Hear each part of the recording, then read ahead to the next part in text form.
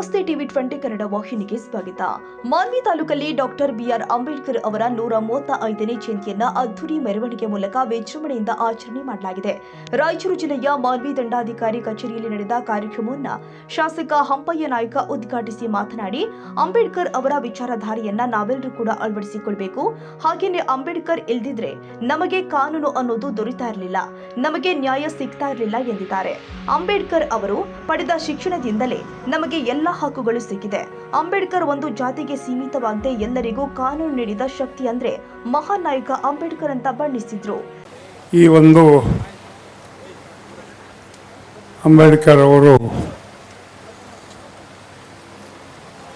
ಇವತ್ತು ನಮಗೆ ಜನ್ಮ ಕೊಟ್ಟಿದ್ರೆ ನಿಮ್ಮೆಲ್ಲರ ಪರಿಸ್ಥಿತಿ ಏನಾಗ್ತಿತ್ತು ಅಂತಕ್ಕಂಥದ್ದು ಕೂಡ ನಾವು ಅವಲೋಕಿಸಬೇಕಾಗ್ತದೆ. ಇವತ್ತು ಅವರು ಜನನ ರೀತಿ ಇವತ್ತು ನಮ್ಮೆಲ್ಲರನ್ನ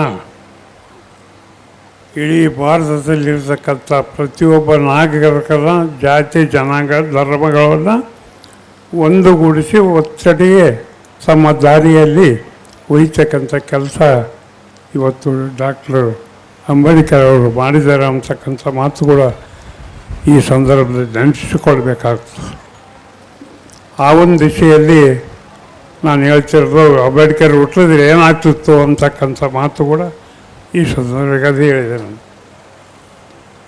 ಇವತ್ತು 12ನೇ ಶತಮಾನದಲ್ಲಿ ಬಸವಣ್ಣವರು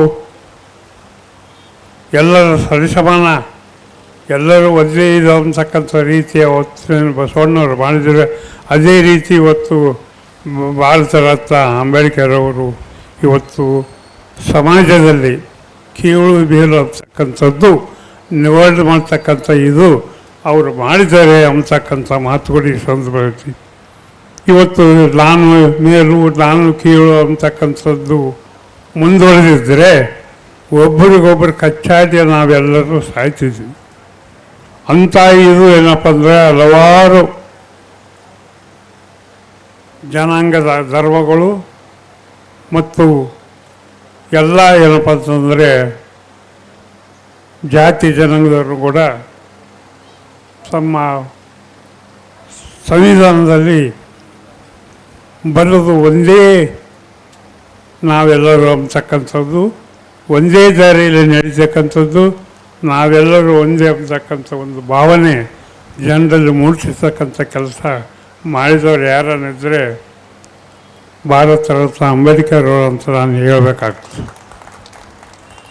ಅಂದಿನ ದಿವಸ ಬಸವಣ್ಣವರು ಮಾಡಿದವರು, ಇವತ್ತೇನಪ್ಪ ಅಂದರೆ ಭಾರತ ರತ್ನ ಅಂಬೇಡ್ಕರ್ ಅವರು ಮಾಡಿದ್ದಾರೆ ಅಂತಕ್ಕಂಥ ಮಾತು ಕೂಡ ನಾವು ನೆನಪಿಸಿಕೊಳ್ಬೇಕಾಗ್ತದೆ. ಹೀಗಾಗಿ ಅಂಬೇಡ್ಕರ್ ಕೊಟ್ಟಂಥ ಬಾಬಾ ಸಾಹೇಬ್ ಅಂಬೇಡ್ಕರ್ ಅವರು ಅವರ ಇವತ್ತಿನ ಜನ್ಮ ದಿನಾಚರಣೆಯನ್ನ ನಾವೇನ್ ಅನ್ಕೊಂಡಿದೀವಿ, ನಮ್ಮ ಭಾರತ ದೇಶದಲ್ಲಿ ಮಾತ್ರ ಮಾಡ್ತಾ ಇದೀವಿ ಅಂತ ಅನ್ಕೊಂಡಿದ್ದೀರಿ. 157 ದೇಶಗಳಲ್ಲಿ, ಸುಮಾರು 157 ದೇಶಗಳಲ್ಲಿ ಅವರ ಸ್ಟ್ಯಾಚ್ಯೂ ಇದೆ.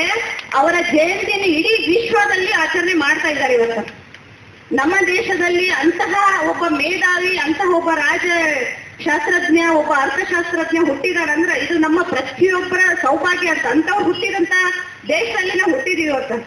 ಅವರು ಹುಟ್ಟಿದ್ರ ಬಗ್ಗೆ, ಆನಂತರ ಅವರ ಜೀವನ ಚರಿತ್ರೆಯನ್ನು ನಾವು ನೋಡ್ಬೇಕಂತಂದ್ರೆ ಡಾಕ್ಟರ್ ಬಾಬಾ ಸಾಹೇಬ್ ಅಂಬೇಡ್ಕರ್ ಅವರು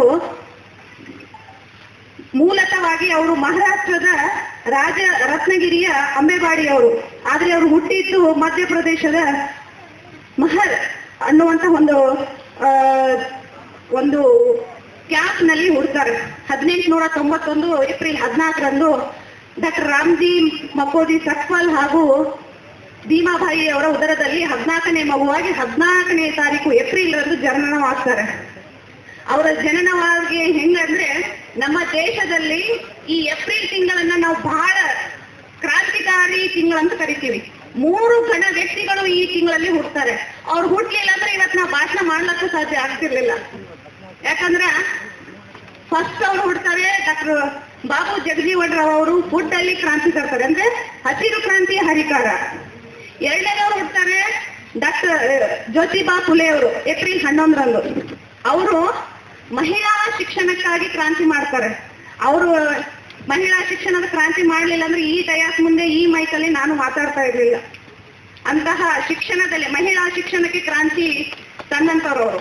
ಇನ್ನ ಸಮಾಜದಲ್ಲಿರ್ತಕ್ಕಂಥ ಅಸಮಾನತೆಯನ್ನು ಹೋಗಲಾಡಿಸಿ ಸಮಾನತೆ, ಸ್ವತಂತ್ರತೆ, ಪ್ರತಿಯೊಬ್ಬರು ಮನುಷ್ಯರು, ಮಾನವರು, ಪ್ರತಿಯೊಬ್ಬರನ್ನ ಮಾನವರಾಗಿ ಕಾಣ್ರಿ ಅಂತ ಹೇಳಿದಂತಹ ಡಾಕ್ಟರ್ ಬಾಬಾ ಸಾಹೇಬ್ ಅಂಬೇಡ್ಕರ್ ಅವರು 3ನೇ ವ್ಯಕ್ತಿ ಈ ಒಂದು ಏಪ್ರಿಲ್ 14ರಂದು ಹುಟ್ಟಿದ್ದಾರೆ. ಅಂತಹ ವ್ಯಕ್ತಿಗಳನ್ನ ನಾವಿವತ್ತ ಅವರ ಜನ್ಮ ದಿನಾಚರಣೆಯನ್ನ ಆಚರಣೆ ಮಾಡ್ತಾ ಇದ್ದೀವಿ.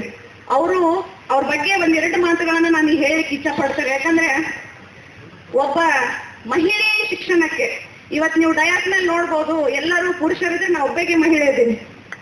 ಅದನ್ನ ಹೆಮ್ಮೆಯಿಂದ ಹೇಳ್ಕೊತೀನಿ. ಯಾಕಂದ್ರೆ ಇದಕ್ಕೆ ಕಾರಣ ಸಂವಿಧಾನದಲ್ಲಿ ಕೊಟ್ಟಂತಹ ಮಹಿಳಾ ಶಿಕ್ಷಣಕ್ಕೆ ಕಾರಣ ಇವತ್ತಿನ ಡಯಾಸ್ ಮುಂದೆ ಮಾತಾಡ್ತಾ ಇದ್ದೀನಿ. ಆದ್ರಿಂದ ಪ್ರತಿಯೊಬ್ಬರು ನಾವು ಸಂವಿಧಾನವನ್ನ ಗೌರವಿಸಬೇಕು. ಈ ಸಂವಿಧಾನದಲ್ಲಿ ಮಹಿಳೆಯರ ಹಕ್ಕುಗಳಾಗಿ, ಒಬ್ಬ ದೀನ ದಲಿತರಿಗಾಗಲಿ, ಸಮಾಜದ ಕಟ್ಟಕಡೆಯ ವ್ಯಕ್ತಿಗೂ ಸಹಿತ ಸ್ವತಂತ್ರತೆ, ಸಮಾನತೆ ಮತ್ತೆ ಮಾತಾಡ್ಲಿಕ್ಕೆ ಅವಕಾಶ ಇವನನ್ನ ಕೊಟ್ಟಂತಹ ಭಾರತದ ಏಕೈಕ ಸಂವಿಧಾನವನ್ನ ರಚಿಸಿದಂತ ಮಹಾನ್ ಮಾನವತಾವಾದಿ ಡಾಕ್ಟರ್ ಬಾಬಾ ಸಾಹೇಬ್ ಅಂಬೇಡ್ಕರ್ ಅವರು. ಇಲ್ಲಿ ಇನ್ನೊಂದು ವಿಷಯ ಹೇಳ್ತೀವಿ, ನಾವೇನಾದ್ರೂ ಒಂದು ಹುದ್ದೆಯನ್ನ ಪಡೆದ್ವಿ ಅಂದ್ರೆ ಏನ್ ಹೇಳ್ತೀವಿ, ನಾ BA ಮಾಡಿದೀನ್ರಿ, MA ಮಾಡಿದೀನ್ರಿ, MSc ಮಾಡಿದೀನಿ, MPhil ಮಾಡಿದೀನಿ, PhD ಮಾಡಿದೀನಿ ಅಂತ ಹೇಳಿ ಉದ್ದುದ್ದಾಗಿ ಹಾಕಿಸ್ಕೊತೀವಿ. ಆದ್ರೆ ಡಾಕ್ಟರ್ ಬಾಬಾ ಸಾಹೇಬ್ ಅಂಬೇಡ್ಕರ್ ಅವರ ಶಿಕ್ಷಣವನ್ನ ನಾವೇನಾದ್ರೂ ಬರಿತಾ ಹೋದ್ರೆ ಸುಮಾರು 2 ಪುಟಗಳಾಗ್ತವೆ.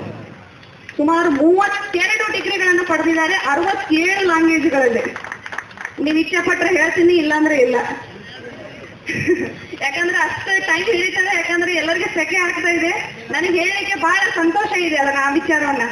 BA ಪಡೆದಿದ್ದಾರೆ, MA ಪಡೆದಿದ್ದಾರೆ, MSc ಪಡೆದಿದ್ದಾರೆ, LLB, LLD ಅನ್ನೋದ್ರೆ ಡೀಲ್ ಇಟ್ಟು, MA in economics, MA in history, MA in psychology, MA in philosophy, MA in industry, MA in laws, MA in women psychology, MA in women education, MA in industry, MA in labor commerce.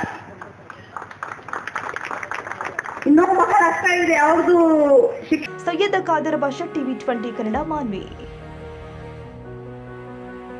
ಕನ್ನಡಿಗರ ಮೆಚ್ಚಿನ ನಿಮ್ಮ TV 20 Kannada ವಾಹಿನಿ ಇದೀಗ ಟಿವಿಯಲ್ಲಿ ಲಭ್ಯ. ಕರ್ನಾಟಕ ಮತ್ತು ದೇಶ ವಿದೇಶದ 360 ಡಿಗ್ರಿ ಸುದ್ದಿ ವಿವರವನ್ನ ಪಡೆಯುವುದಕ್ಕೆ TV 20 ವಾಹಿನಿಯನ್ನು ಲೈಕ್ ಮಾಡಿ, ವಿಡಿಯೋಗಳನ್ನು ಶೇರ್ ಮಾಡಿ, ಕಮೆಂಟ್ ಮಾಡಿ, ಸಬ್ಸ್ಕ್ರೈಬ್ ಮಾಡಿ. HCN ಕೇಬಲ್ 842 ನಂಬರ್ನಲ್ಲಿ ಹುಕ್ಕೇರಿ ತಾಲೂಕು ಹಾಗೂ ಸಂಕೇಶ್ವರದ ಸುತ್ತಮುತ್ತಲಿನ ಹಳ್ಳಿಗಳಲ್ಲಿ ಲಭ್ಯ. PCN ಕೇಬಲ್ 129 ನಂಬರ್ನಲ್ಲಿ ಹಾರುಗೆರೆ ಸುತ್ತಮುತ್ತಲಿನ ಹಳ್ಳಿಗಳಲ್ಲಿ ಲಭ್ಯ.